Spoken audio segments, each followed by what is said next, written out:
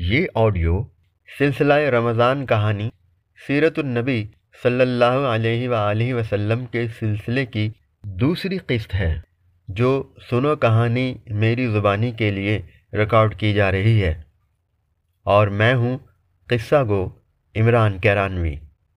حضرت محمد صلی اللہ علیہ وآلہ وسلم کا بچپن۔ پیارے بچوں، ہمارے پیارے نبی حضرت محمد صلی اللہ علیہ وآلہ وسلم کا بچپن بہت خاص تھا۔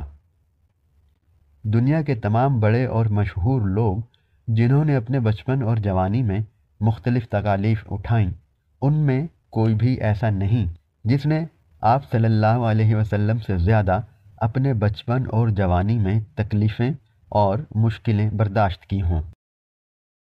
آپ صلی اللہ علیہ وآلہ وسلم اس دنیا میں تشریف لائے تو آپ کے والد اس جہاں سے رخصت ہو چکے تھے۔ آپ صلی اللہ علیہ وسلم کی والدہ حضرت آمنہ رضی اللہ تعالی عنہا آپ کو لے کر مدینہ پہنچی، لیکن افسوس کہ مدینہ پہنچنے کے بعد آپ صلی اللہ علیہ وسلم کی والدہ شدید بیمار ہو گئیں اور ان کا انتقال ہو گیا۔ آپ کی والدہ کی وفات کے بعد آپ صلی اللہ علیہ وسلم کے دادا حضرت عبد المطلب اور چچا حضرت ابو طالب آپ کی ضروریات کا خیال رکھتے تھے۔ اس زمانے میں عرب میں یہ رواج تھا کہ مائیں پیدا ہونے والے چھوٹے بچوں کو دودھ پلانے کے لیے کسی دایا کے سپرد کر دیتی تھیں۔ چنانچہ آپ صلی اللہ علیہ وسلم کو بھی ایک دایا جن کا اسم گرامی حضرت حلیمہ سعدیہ رضی اللہ تعالی عنہا تھا کے سپرد کر دیا گیا۔ حلیمہ سعدیہ رضی اللہ تعالی عنہا آپ صلی اللہ علیہ وسلم کو اپنے گاؤں لے گئیں، جہاں آپ کا بچپن سکون سے گزرا۔